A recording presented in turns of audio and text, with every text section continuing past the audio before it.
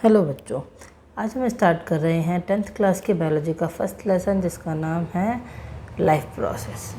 ठीक है, अब हमें ये समझना पड़ेगा कि लाइफ प्रोसेस है क्या और कैसे कैसे ये काम कर रहे हैं अपनी बॉडी में और उनके डिफरेंट कंपोनेंट्स के हैं, उन सब के अंदर आपस में कोऑर्डिनेशन कैसे बैठा हुआ है वो हम इस चैप्टर में देखेंगे। मतलब डिफरेंट वीडियोज़ के थ्रू हम इसी चैप्टर का पार्ट्स में स्टडी करेंगे, क्योंकि ये बहुत लंबा चैप्टर है तो एक ही वीडियो में कर पाना is not possible for me and you also.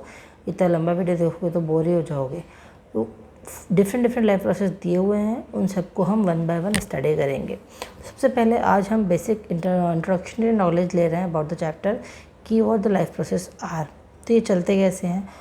अब जस्ट इमेजिन कोई इंसान अलाइव है या डेड। ठीक है, हमें कैसे पता चलेगा कोई अलाइव है या डेड कि हम उसकी ब्रीदिंग देखेंगे, उसके बॉडी फंक्शंस देखेंगे, मूवमेंट देखेंगे कि वो हिल रहा है या नहीं हिल रहा। ठीक है, या फिर ब्रीथ कर पा रहा है नहीं कर पा रहा, मूवमेंट हो रही है बॉडी में नहीं हो रही है। ठीक है, तो ये डिफरेंट एस्पेक्ट्स हैं जिसके थ्रू हम देख सकते हैं कि कोई भी इंसान जिंदा है या मरा हुआ है या अलाइव है या डेड है। ठीक है, तो इनको हम बोलते हैं लाइफ प्रोसेस। मतलब if they are taking food, ठीक है, if they are taking oxygen, ठीक है, इफ़ दे आर मूविंग, तो मतलब अगर ये सब चीज़ें हैं तो हम बोल सकते हैं कि जिंदा है। बट व्हाट अबाउट द एक कोमा पेशेंट की अगर हम बात करें तो कोमा पेशेंट तो ब्रेन से तो लाइव है बट बॉडी फंक्शंस वगैरह nothing is going on their. मतलब मूवमेंट नहीं हो रहा है हम कह सकते हैं। बाकी फूड नहीं, ऑक्सीजन वगैरह सब जा रहा है और मशीन्स के थ्रू जा रहा है, लेकिन नेचुरल काम कुछ भी नहीं हो रहा है।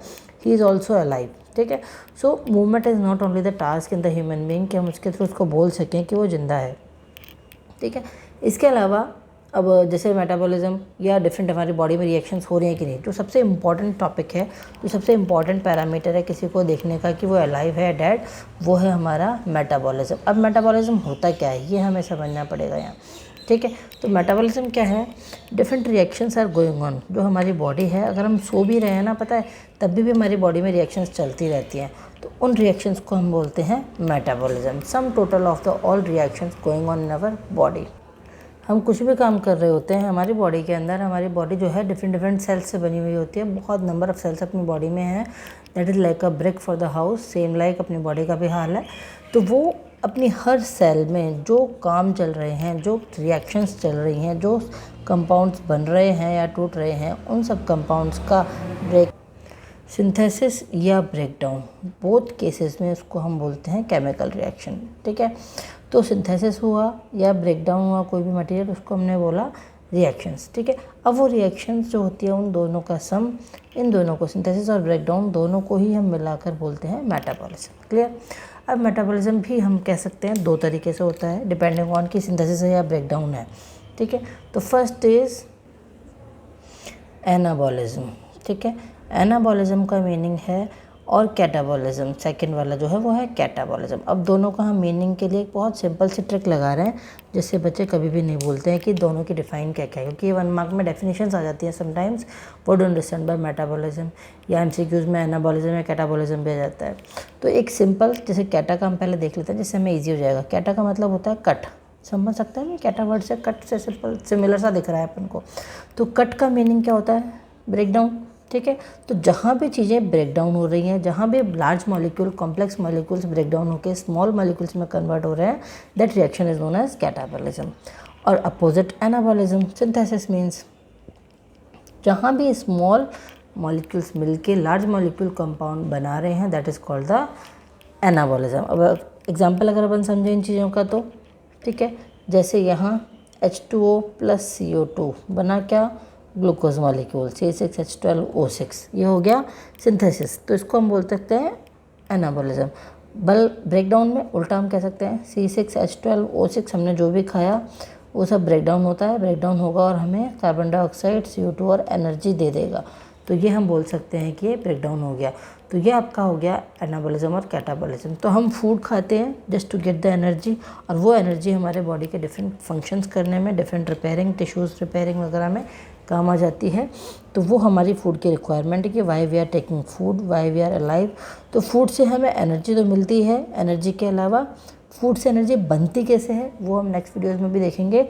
लेकिन इस काम को करने के लिए ज़रूरी होता है हमारा एक दूसरा लाइफ प्रोसेस, जिसको हम बोलते हैं रेस्पिरेशन। जिसके थ्रू हमें ये पता चलता है कि हमने जो भी खाना खाया वो हमारी एनर्जी कन्वर्ट हो गई है, और कन्वर्ट होकर उसमें हमें जो भी हमने सारे फूड खाया उस फूड से हमें एनर्जी मिल गई है। और वो एनर्जी किससे बनी? रेस्पिरेशन में। मीन्स फूड को ब्रेक डाउन करने के लिए हमें कुछ ना कुछ हम कह सकते हैं एजेंट चाहिए, सब्सट्रेट चाहिए। सब्सट्रेट तो हो जाएगा ग्लूकोज, और ग्लूकोज को तोड़ने का काम करेगा वो हमारा रेस्पिरेशन प्रोसेस करेगा, जिसके थ्रू वो एनर्जी रिलीज़ होगी। तो रेस्पिरेशन में हम लेते हैं ऑक्सीजन, तो ग्लूकोज के ऊपर वो ऑक्सीजन अटैक करेगी, रिएक्ट करेगी और उसको स्मॉल मॉलिक्यूल्स में ब्रेक डाउन कर देगी, मतलब वाटर में और कार्बन डाइऑक्साइड में ब्रेक डाउन कर देगी और एनर्जी रिलीज़ कर देगी। ठीक है, तो ये हमारा एक 2 मार्क का क्वेश्चन हम कह सकते हैं रेडी हो गया है फॉर द बोर्ड एग्ज़ाम। तो मेटाबॉलिज्म, कैटाबॉलिज्म, एनाबॉलिज्म, ये आपका ऑलमोस्ट 2 मार्क का कुछ ना कुछ question, sometimes it will be there in the exam paper. So just पूरा समझिएगा कॉन्सेप्ट को, कैसे करना है, क्या करना है, और ये आंसर लिखिएगा विद द एग्जाम्पल। तो कुल मिला के लाइफ प्रोसेस की डेफिनेशन अगर हम लिखना चाहते हैं तो लाइफ प्रोसेस की डेफिनेशन हो जाएगी the biological activities that together performs the maintenance job. ठीक है, जो मेन वर्ड है मैं वो आपको बता रही हूँ। Maintenance job done by the biological processes. ठीक है, and they are providing us energy to live.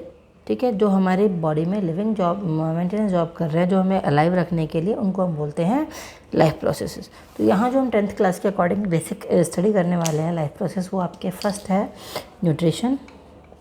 ठीक है, देन रेस्पिरेशन, देन ट्रांसपोर्टेशन या सर्कुलेशन। ठीक है, and the last one is excretion.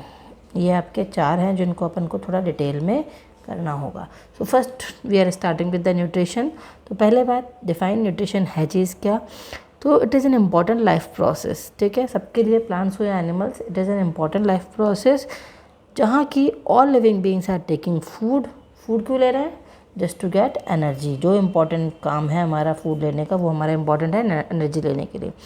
To get the energy, अब एनर्जी की requirement क्या है? ग्रोथ हो सकती है, रिपेयरिंग हो सकती है बॉडी टिश्यूज़ की। ठीक है, और डिफरेंट हम जो काम करते हैं डेली रूटीन के, उन सब के काम करने में काम आ जाती है। ठीक है, so it is to get nutrients and utilising them for the body. तो ये हम न्यूट्रिशन की सिंपल डेफिनेशन लिख सकते हैं। अब अगर न्यूट्रिशन को हम ब्रॉड कैटेगरीज में डिवाइड करना चाहते हैं तो हम 2 तरीके से देख सकते हैं कि न्यूट्रिशन के अकॉर्डिंग हम प्लांट एनिमल्स को या ऑर्गेनिजम्स को किस पार्ट्स में, किन कैटेगरीज में बांटें। तो 2 कह सकते हैं हम, बेसिकली 2 होते हैं। The one is autotrophic nutrition या सेकेंड इज़ हेटेरोट्रॉफिक न्यूट्रिशन। ठीक है, हेटेरोट्रॉफिक। सो ऑटो में और हेटेरो में क्या डिफरेंस है? तो ऑटो वर्ड से मीनिंग अपन को समझ में आ रहा है। Auto means self. ठीक है, so the organisms or the organism we can say who are making their own food। ठीक है, ओन फूड खुद ही प्रिपेयर करते हैं, खुद ही रेडी करते हैं, उनको हम बोलते हैं ऑटोट्रॉफ्स, एंड स्पेशली प्लांट्स। ठीक है, कुछ लोअर बैक्टीरियाज भी आते हैं इस कैटेगरीज में, जिनमें ब्लू ग्रीन एल्गी टाइप में, जिसमें क्लोरोप्लास्ट होता है। ठीक है, तो यहाँ बेसिकली हम प्लांट्स को कंसीडर करते हैं। ठीक है, लेकिन हेटेरोट्रॉफ्स जो होता है वो एनिमल्स में मिलता है। They are not making their food own, they are depending on the plants for their food. ठीक है, यहाँ प्लांट्स अपना फूड खुद बनाते हैं with the help of chlorophyll. जो बेसिक रिक्वायरमेंट है वो है क्लोरोफिल एंड सनलाइट। ठीक है, ये बेसिक चीज़ें हैं जो उनकी जो होनी चाहिए प्रेजेंस जिनकी, लेकिन जो इम्पोर्टेंट चीज़ है वो है CO2 एंड वाटर। ये चारों चीज़ें हैं जो काम करती हैं प्रोसेस को करने में, विच इज़ कॉल्ड फोटोसिंथेसिस। ठीक है, लेकिन यहाँ एनिमल्स के अंदर इस तरह का कोई सब्सटेंस नहीं होता है, क्लोरोफिल वगैरह, लेकिन just they are lacking of chlorophyll. ठीक है, devoid of chlorophyll we can say, they are just taking the food from the plants. ठीक है, रेडीमेड फूड है अपना, उनसे ले लेते हैं। सो प्लांट्स, यहाँ जो प्लांट्स हैं वो फूड बनाते किससे हैं? एक process is there which is called photosynthesis, but animals में इस तरह के फोटोसिंथेसिस की एब्सेंस होती है, कोई ऐसा प्रोसेस नहीं मिलता है। They take their nutrients either from the plants और द स्मॉल एनिमल्स। जो फ्लैश ईटिंग होते हैं वो स्मॉल ऑर्गेनिज्म से अपनी ये चीज़ें ओवरकम कर लेते हैं, पूरा जितनी भी रिक्वायरमेंट होती है उनको रिक्वायरमेंट को पूरा कर लेते हैं। ठीक है, तो ये बेसिक डिफरेंस भी आ सकता है। ऑटोट्रॉफिक और हेटेरोट्रॉफिक न्यूट्रिशन में डिफरेंस क्या है, या ऑटोट्रॉफ्स और हेटेरोट्रॉफ्स क्या डिफरेंस है, तो वो हम वो भी इसमें ये उसमें भी लिख सकते हैं। ठीक है, तो अब हम नेक्स्ट पढ़ने वाले हैं nutrition in plants and nutrition in animals. So next video में मिलते हैं इसके बाद में न्यूट्रिशन कॉन्सेप्ट्स को लेकर।